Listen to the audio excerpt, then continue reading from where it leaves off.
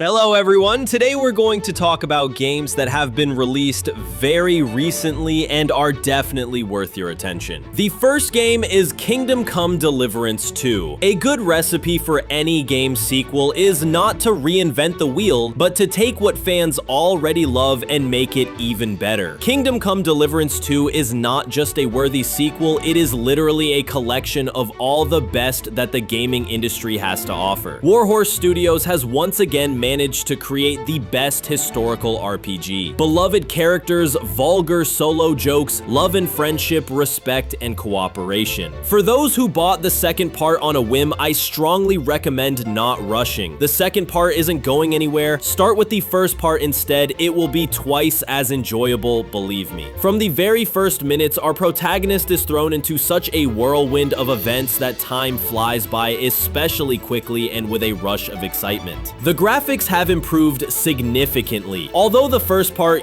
still plays great. The combat has been simplified slightly. Now there are 4 types of attacks instead of 6, but all other combat principles remain the same. The beginning and immersion into the game are very well directed. And for those who haven't played the first part, there's a small lick without the floors of the first part. They've improved the stealth and interface, and otherwise it's still a great adventure, and I really hope it's just as big. I think you'll agree with me that it's very hard to believe that such a game could be released today, but it's a masterpiece from the first 30 minutes. It might even be the game of the year. We'll see. In the meantime, let's move on. Civilization VII is not a radical reboot, but it has noticeably refreshed the turn-based global strategy formula in the one more turn and then bedtime subgenre. The map is now divided into biomes with unique resources, climates, and conditions, and cities develop not according to a template, but depending on their surroundings. This adds variety and complicates planning. Players need to take into account terrain, neighbors, and global events such as droughts or migrations. City-states have also returned, but with a more active role. They participate in conflicts and can influence the diplomatic balance. Each playthrough feels a little less predictable thanks to a revamped victory system, more lively diplomacy, and new ways for civilizations to interact. Instead of one profitable strategy, flexibility is encouraged here. Visually, the game has become softer and brighter, but it has retained the style of the previous 2 installments in the series.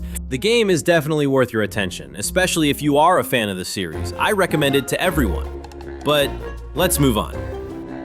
Assassin's Creed Shadows, strange as it may sound, is the game that restored my faith in the series. A long time ago, I played Assassin's Creed 2, and at the time, the series seemed like something special to me. But over the years, my interest waned. I even bought other games in the series, which are not bad games, but they were far from what I had hoped for. The games looked too similar and didn't grab me like they used to. But everything changed with Assassin's Creed Shadows. I followed the news and saw how the developers were teetering on the brink of bankruptcy. It seemed that if this game failed, it would be the end of the company. Apparently, this realization made the developers approach the project with soul and seriousness. Not just to release another project, but to really make the best one in many years. I decided to take a risk, friends, and support them. I pre-ordered the deluxe edition. And you know what? I have never regretted it. Fans had been asking for Japan for years, and finally Ubisoft did it. The world feels quite alive. The nature is stunningly beautiful. The cities are detailed, and each location is filled with authenticity. You really feel like you're in feudal Japan, and the opportunity to play as the samurai Yasuki and the ninja Nao is one of the best decisions in the game. Both characters feel completely different. Yasuki is a powerful warrior who cuts down enemies left and right using heavy strikes, blocks, and parries. Naoi, on the other hand, is a true assassin. She is stealthy, agile, and skilled at using shadows, shurikens, and hitting kills. This duality allows you to play the game however you want. The game is definitely worth your attention. It's a very good game.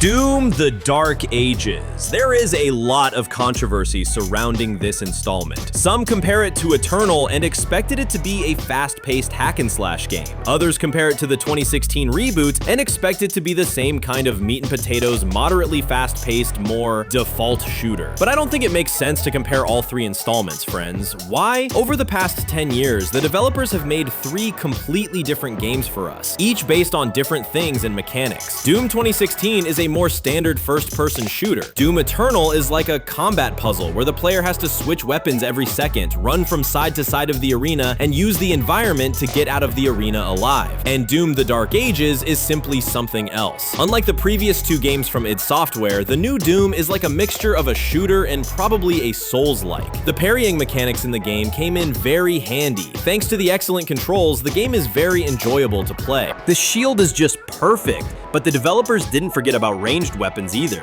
The game features some really cool new guns, which I liked overall. Everything is fine with that in the game. All the weapons look impressive, and if you learn how to use them, the game turns into a simple attraction of bashing with the shield and shooting from guns. Overall, it's a unique mechanic that will definitely keep you entertained. The visuals are also impressive. The artists have clearly put a lot of effort into them. And technologically, the game looks great. Elden Ring NIGHTREIGN tells a separate story, the events of which take place parallel to the original Elden Ring. The game was created without the participation of writer George Martin. The action takes place in the new procedurally generated world of Limveld, similar to the familiar Zamagali. There are 8 unique heroes to choose from, each with their own skills and stories that unfold gradually. The game is an action RPG with an emphasis on cooperation. You can play either alone or in a group of 3, but not 2. Game sessions are divided into short cycles of 3 days, with each day lasting about 15 minutes. At the end of the day, the play area shrinks, forcing players to constantly move to a safe area. After each day, the heroes end up in the Round Table Fortress, where you can improve your character, acquire relics, and spend the local currency, mrak, on cosmetics and emotions. Boss battles are randomly generated and include both new enemies and familiar ones from the series, such as the Nameless King, who have become faster and more aggressive. Death Stranding 2 On the Beach is the game you absolutely must play in 2025. It continues the story of Sam Bridges, who once again sets out to save humanity from extinction, overcoming division and trying to establish connections between the surviving settlements. Sam and his companions travel through a devastated world ravaged by mysterious enemies and constant natural disasters. The main events take place in the vast open regions of Mexico and Australia, where players will explore the territory and ponder whether it was worth trying to unite people in the first place. The gameplay still revolves around delivering cargo, which requires overcoming difficult terrain and keeping the cargo balanced on the hero's back. Now, from the very beginning, transportation is available to help you move around the world faster. Customization is available. You can upgrade batteries or install weapons to defend against enemies. The player will have to deal with the aftermath of earthquakes and sandstorms, rebuild destroyed roads and bridges, and later even construct a monorail network between remote colonies.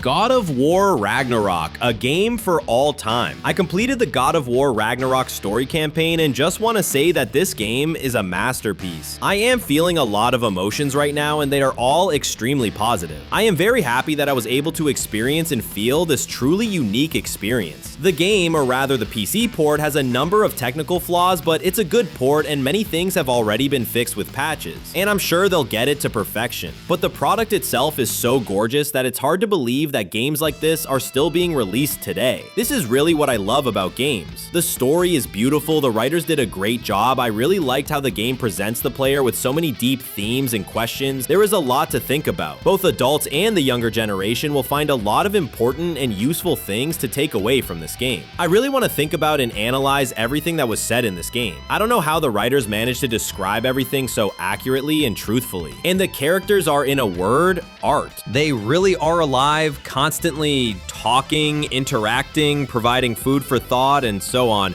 Everyone should definitely play this game, but at least give it a chance. No movies or game films can replace the emotions that the game generously gives its players. I love this game.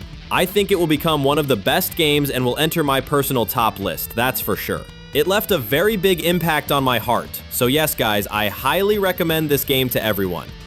Alan Wake 2 is probably one of the most controversial games. Some found it stifling and uninteresting, but others were captivated by the continuation of Alan Wake's journey in his own book. I am 100% in the second camp. I will try to briefly go over all aspects, graphics, but there's no need to explain that, friends. Graphically, the game is simply top-notch. Remedy's own Nordlight engine works wonders. The plot itself, as well as its presentation through various mechanics, is excellent. The only thing that could be slightly criticized is its slight lengthiness. In some places, this presentation could be overwhelming, but this this is of course purely subjective. Gameplay. There are enough mechanics and they are varied. Yes, many complain about the pointlessness of the clue board for the main characters, saying that everything in the game is clear anyway, but I think it's done more for immersion in the game world itself. Without the board, it is quite difficult to navigate such a complex plot, especially for those who play for a couple of hours a day. After all, not everyone has a phenomenal memory, and the board helps to remember what and how and moves the player further along the plot. In general, if you are passionate about Remedy games, all of this ultimately leads us to Alan Wake 2, a game that intertwines